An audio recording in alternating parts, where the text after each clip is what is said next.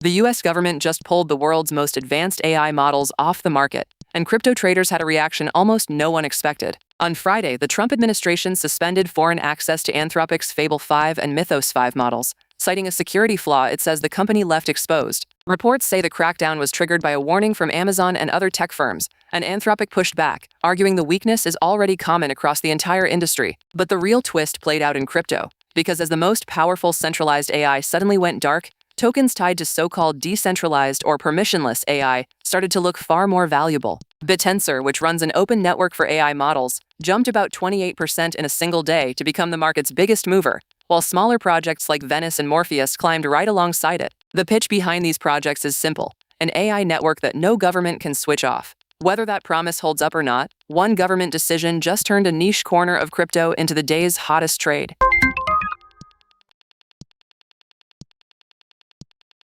If you hold crypto, the next phishing site that tries to drain your wallet may have been built by artificial intelligence at a scale no human team could ever match. Google has filed a lawsuit against a Chinese cybercrime network that it says weaponized its own Gemini AI to mass-produce online fraud. According to the complaint, the group used the AI to spin up thousands of fake websites and steal millions of credit card numbers in the process. And crypto investors were a deliberate target, with the operation building convincing copies of popular wallets and exchanges to capture logins and seed phrases. What makes the case stand out is the speed, because work that once took a team of scammers weeks can now be generated in minutes, almost entirely automated.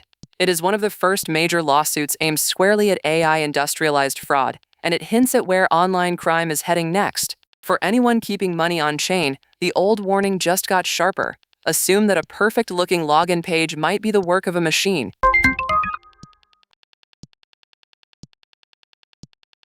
Here is something you don't see every day: a federal regulator going to court to stop states from shutting betting down.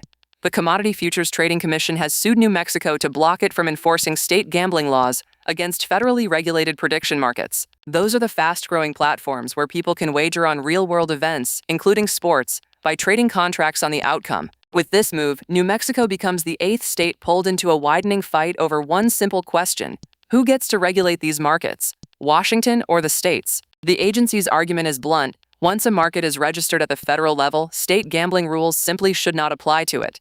But in a twist, former regulator Gary Gensler filed a brief arguing the exact opposite, that these sports contracts are not really federal swaps at all. How a court answers that could decide whether prediction markets become a mainstream nationwide product or stay tangled in litigation for years. Subscribe now.